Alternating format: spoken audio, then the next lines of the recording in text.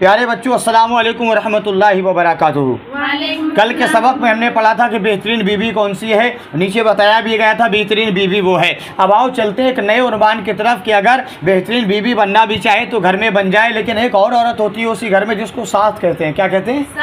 ساس کہتے ہیں۔ اگر ساس اچھی مل جائے تو بہو کی زندگی بیٹی سے اچھی گزارا کرتی ہے، اور اگر ساس نکمی مل جائے تو دلہن کی زندگی جیتے جی جہنم بن جایا کرتی ہے۔ ایسا ہی نہیں کہ صرف دلہن کو یا کسی کی بیٹی کو ہی ٹارگٹ بنایا جائے۔ کچھ گھروں کا ماحول یہ ہے کہ ساس بھی اتنی حرامی پنا کی ہوا کرتی ہے، ساس کی بھی عادت اتنی نالائق ہوا کرتی ہے جو گھر میں کسی کی بیٹی لانے کے بعد میں اس کے ہر ایک کام پر نظر رکھا کرتی ہے کہ اس کا لباس کہتا ہے، اس کی چپل کیسی ہے، کہ گھر میں جھاڑو لگی ہے یا نہیں لگی ہے، گھر کے برتن صاف ہوئے ہیں کہ نہیں ہوئے ہیں، ٹائم سے کھانا بنا ہے یا نہیں بنا ہے۔ تو ہمیں اور آپ کو یہ دیکھنا ہے آج کے سبق میں کہ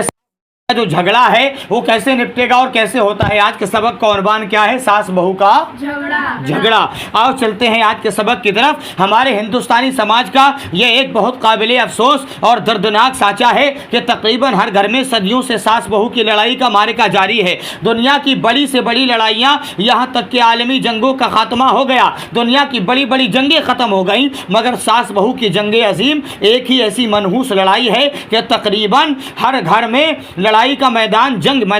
بنا ہوا ہے۔ کس قدر تعجب اور حیرت کی بات ہے کہ ماں کتنے لاڑو پیار سے اپنے بیٹوں کو پالتی ہے اور بیٹیوں کو پالتی ہے، اور جب لڑکے جوان ہو جاتے ہیں تو لڑکوں کی ماں اپنے بیٹوں کی شادی اور ان کا صحرا دیکھنے کے لیے سب سے زیادہ بے چین و بے قرار رہتی ہے، اور گھر گھر کا چکر لگا کر اپنے بیٹے کی دلہن تلاش کرتی پھرتی ہے، یہاں تک کہ بڑے پیار اور چاہ سے یعنی بیٹے کی شادی رچاتی ہے اور اپنے بیٹی کی شادی کا صحرا دیکھ کر خوشی سے پھولے نہیں سماتی۔ مگر جب غریب دلہن اپنا میکہ چھوڑ کر اور اپنے ماں باپ، بھائی بہن، رشتہ دار، عزیز و اقاربہ، تمام رشتہ ناتا والوں سے جدا ہو کر اپنی سسرال میں قدم رکھتی ہے تو ایک دم ساس اپنی بہو کی یعنی کہ ایسی دشمن بن جاتی ہے۔ اس کے سامنے آنے کے بعد میں اس اندازے سے خود کو پیش کرتی ہے کہ اس کی بہو گھر میں آتے ہی اس سے ڈرنے لگتی ہے، ڈر محسوس کرنے لگتی ہے، اور ساس بہو کی جنگ شروع ہو جاتی ہے، اور بیچارہ شوہر ماں اور بیوی کی لڑائی کی چکی میں دو پاٹوں کے درمیان کچلنے اور پسنے لگتا ہے۔ غریب شوہر ایک طرف ماں کے احسانوں کے بوجھ سے دبا ہوا ہے اور دوسری طرف بیوی کی محبت کے چکر میں یعنی جکڑا ہوا ہے۔ ماں اور بیوی کی لڑائی کا منظر دیکھ کر یعنی گرفت کی آگ میں جلتا رہتا ہے، اور اس کے لیے بڑی مشکل یہ آن پڑتی ہے کہ اگر وہ اس لڑائی میں اپنی ماں کی حمایت کرتا ہے تو بیوی کے رونے دھونے اور اس کے تانوں اور میکہ چلی جانے کی دھمکیوں سے اس کا یعنی کلیجہ کھولنے لگتا ہے، اور اگر بیوی کی پاسداری میں ایک لفظ بول دیتا ہے تو ماں اپنی چیخو پکار اور چیخوں سے سارا کا سارا گھر سر پر اٹھا لیتی ہے، اور ساری برادری میں عورت کا مرید، زن پرست، بیوی کا غلام کہلانے لگتا ہے۔ وہ اس کی ماں ہر جگہ جا کر کہتی ہے کہ میرا بیٹا تو زن پرست ہے، بیوی کا غلام ہے، جو وہ کہتی ہے وہ کرتا ہے، پھر اس کی برائیاں بھی چالو ہیں، اور ایسے گرم گرم اور دل خراش تانے سنتا ہے کہ رنج و غم سے اس کے سینے میں دل پھٹنے لگتا ہے۔ اس میں شک نہیں کہ ساس بہو کی لڑائی میں ساس اور بہو اور شوہر تینوں کا کچھ نہ کچھ قصور ضرور ہوتا ہے، لیکن میرا برسوں کا تجربہ یہ ہے کہ اس لڑائی میں سب سے بڑا ہاتھ اگر کسی کا ہوتا ہے تو وہ ساس کا ہوتا ہے۔ کس کا ہوتا ہے؟ ساس کا ہوتا ہے۔ ورنہ بہو کو آنے کے بعد تمہارے گھر کا ماحول نہیں پتہ، ہم بھی اپنی بیٹی کسی دوسرے کی دہلیز پر بیاہنے جائیں گے، ہم بھی کسی یعنی کہ دروازے پر جانے کے بعد سنت رسول کے مطابق جیسے دونوں عالم کے ملک و مختار نے مولائے کائنات کے خاندان میں مولائے کائنات کے یعنی دروازے پر مولائے کائنات کو بلا کر اللہ کے نبی نے کہا تھا کہ اے علی، محمد چاہتا ہے کہ فاطمہ کا نکاح تم سے کر دے، بولو سبحان اللہ۔ مولائے کائنات نے سر کو جھکا کر اللہ کے نبی صلی اللہ تعالیٰ علیہ وسلم کی باتوں پر لبیک کہا، لیکن سب سے بڑا یعنی کہ رول جو ہوتا ہے وہ آج کی لڑائی میں ساس کا ہوتا ہے، ورنہ کسی کی بیٹی، کسی کی دختر، کسی کی بہن اور کسی کے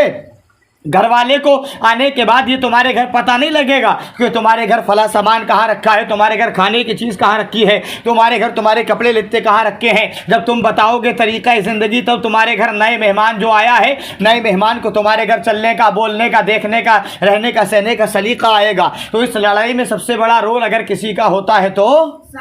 ساس کا ہوتا ہے۔ کیسے ہوتا ہے؟ آؤ چلتے ہیں آگے۔ لکھا ہوا ہے کہ اس لڑائی میں سب سے بڑا ہاتھ اگر کسی کا ہوتا ہے تو ساس ہی کا ہوا کرتا ہے۔ حالانکہ ہر ساس پہلے خود بھی بہو رہ چکی تھی، مگر وہ اپنے بہو بن کر رہنے کا زمانہ بالکل بھول جاتی ہے اور اپنی بہو سے ضرور لڑائی کرتی ہے، اور اس کی ایک خاص وجہ یہ ہے کہ جب تک لڑکی کی شادی نہیں ہوتی ہے 100% بیٹے کا تعلق ماں ہی سے ہوا کرتا ہے۔ بیٹا اپنی ساری کمائی اور جو سامان بھی لاتا ہے وہ اپنی ماں ہی کے ہاتھ میں دیتا ہے، اور ہر چیز ماں ہی سے طلب کر کے استعمال کرتا ہے، اور دن رات میں سینکڑوں مرتبہ اماں اماں کہہ کر بات بات میں ماں کو پکارتا ہے۔ اس سے ماں کا کلیجہ خوشی سے پھول کر یعنی کہ اور بھی بڑا ہو جاتا ہے، یعنی یہ سوا من کا ہو جایا کرتا ہے، اور ماں اس خیال میں مگر رہتی ہے کہ میں گھر کی مالکن ہوں اور میرا بیٹا میرا فرما بردار ہے۔ لیکن شادی کے بعد جب بیٹی کی محبت بیوی کی طرف رخ کر لیتی ہے اور بیٹا کچھ نہ کچھ اپنی بیوی کو دینے اور کچھ نہ کچھ اس سے مانگ کر لینے لگتا ہے تو ماں کی فطری طور پر ایک بہت بڑا جھگڑا یعنی محسوس ہونے لگتا ہے کہ میرا بیٹا مجھ سے پیسے نہیں مانگتا، مجھ کو پیسے نہیں دیتا، مجھ سے یہ کام نہیں پوچھتا، مجھ سے وہ نہیں پوچھتا، مجھ سے یہ نہیں پوچھتا، اس کو پال پوس کر میں نے بڑا کیا، اب یہ مجھ کو نظر انداز کر کے اپنی بیوی کے قبضے میں چلا گیا۔ اب اماں اماں پکارنے کی بجائے بیگم بیگم پکارتا پھرتا ہے، اپنی کمائی مجھے دیتا تھا اب بیوی کے ہاتھ میں ہر چیز دیا کرتا ہے، اب میں گھر کی مالکن نہیں رہی۔ اس خیال سے ماں پر ایک جھنجھلاہٹ سوار ہو جاتی ہے اور وہ بہو کو جذبہ حسد میں اپنی حریف اور مد مقابل بنا کر اس سے لڑائی جھگڑے کرنے لگتی ہے، اور بہو میں طرح طرح کے عیب نکالنے لگتی ہے اور قسم قسم کے تانے کوسنے یعنی کہ دینا شروع کر دیتی ہے۔ بہو شروع میں تو یہ خیال کر کے کہ یہ میرا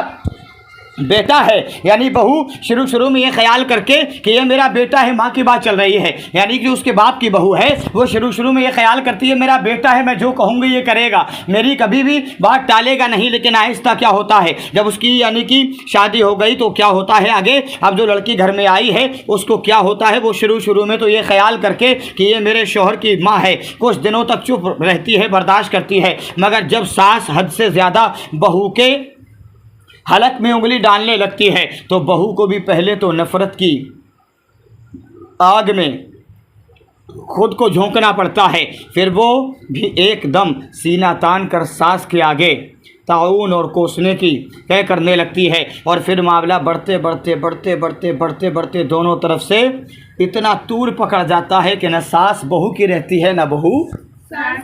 ساس کی رہتی ہے، جھگڑوں پر جھگڑے چلنا شروع ہو جاتے ہیں۔ اب تو پھر پلیٹ کی لڑائی ہے، برتن دھلنے کی لڑائی ہے، کھانا بنانے کی لڑائی ہے، طرح طرح کی لڑائیاں گھر میں ہونے لگتی ہیں۔ خیر اس میں یعنی بہو کا کوئی قصور نہیں ہے، قصور سارا کا سارا اس کی ساس کا ہے۔ آگے چلتے ہیں، ایک دن بیچاری پریشان حال اس کی بہو جب سنتے پریشان ہو گئی، جھاڑو پھینک کر سینہ تان کر سامنے کھڑی ہو گئی، کہتی ہے بڑھیا بہت تجھ کو برداشت کیا، اب بات کرے تو لب سنبھال کر بات کرنا، آگے تیرا کوئی جواب ادھار نہیں کیا جائے گا۔ تبادلہ ہونے لگتا ہے، یہاں تک کہ گالیوں کی